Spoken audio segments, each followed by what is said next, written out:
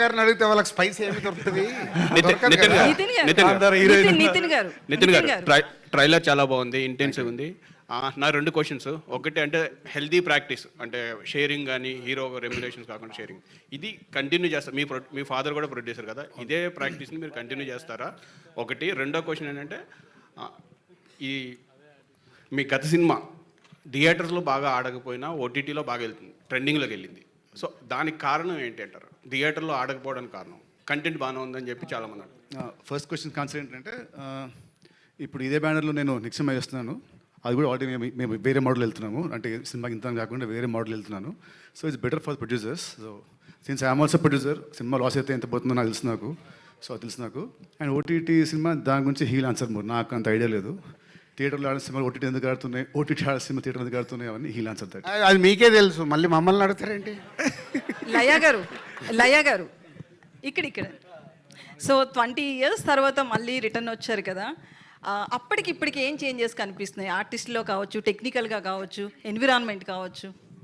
Actually చాలా చాలా changes ఉన్నాయండి. ఈవెన్ యాక్టింగ్లో కూడా యాక్చువల్లీ మనుషుల్లో తేడా లేదండి, మనుషులు అలాగే ఉన్నారు. ఇక్కడికి చాలామంది నాకు ఆల్రెడీ కొంతమంది తెలుసు, వాళ్ళు అప్పుడు ఎలా ఉన్నారో ఇప్పుడు కూడా అలాగే ఉన్నారు.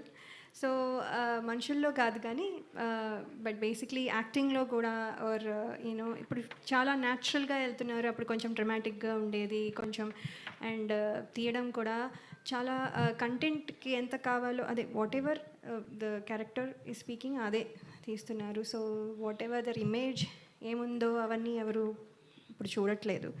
అలాగే కొంచెం అడ్వాన్స్డ్ టెక్నాలజీ రావడం వల్ల ఇంకా visually it is very good. మేము చేస్తున్నప్పుడు కొంచెం రాగా ఇప్పుడు మాకు చూసినప్పుడే ఇది పాతగా అయిపోయినట్టుంది అంటే మా సినిమాలే మళ్ళీ చూసుకోవాలంటే కొన్నిసార్లు దాని బదులు కొత్తది చూద్దాం అనిపించే రోజులు కూడా ఉన్నాయి. But not that old is always gold అనుకోండి. బట్ కానీ చెప్తుంది ఏంటంటే విజువల్లీ కూడా చాలా బాగుంది, అండ్ ఎమోషన్ ఈజీగా క్యారీ అవుతుంది, ఎక్కువ డ్రమటైజ్ చేయకుండా ద ఎమోషన్ ఇస్ రీచింగ్, అది చాలా బాగుంది. So many things are there, but ప్రస్తుతానికి అయితే this is the major one. Okay, రాజుగారు వెంకట్ ఆల్రెడీ ఒకసారి అయిపోయింది కానీ రెండోసారి ఇవ్వకండి. రాజుగారు నువ్వు ఇంతమంది ఉన్నారు కదా, లయ గారిని అడుగుతున్నా సార్. ఒకటేసారి మైక్ తీసుకొని అడిగేయాలి. ఏం లేదండి, హీరోయిన్స్ అందరు కూడా సెకండ్ లక్ష్మి గారు.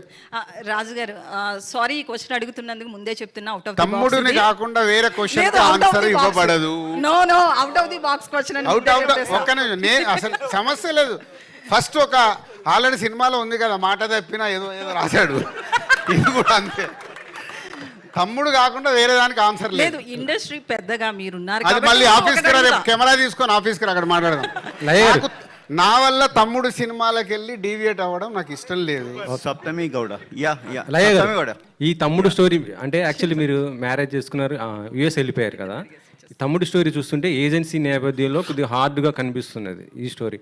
మీకు డైరెక్టర్ గారు చెప్పినప్పుడు మీకు ఎలా అనిపించింది? ఇది మీకు ఆ క్యారెక్టర్ ఏంటి అసలుకి? సినిమా చాలా చాలా కథలు ముందు కూడా చెప్పారండి, కానీ ఈ కథతో కంబ్యాక్ రావాలి అని అనిపించే అంత బాగుంది. నాకు ఫస్ట్ నుంచి చెప్పినట్టుగా ఎలా అయితే ఉందో ఇప్పుడు స్క్రీన్ మీద దానికంటే 10 రెట్లు ఎక్కువగా ఉంది అనిపిస్తుంది. సో ఇది డెఫినెట్లీ నాకు మెమొరబుల్గా ఎప్పుడు గుర్తుండిపోయే బెస్ట్ ఫిల్మ్ అవుతుందని నేను అనుకుంటున్నాను. సప్తమి గౌడ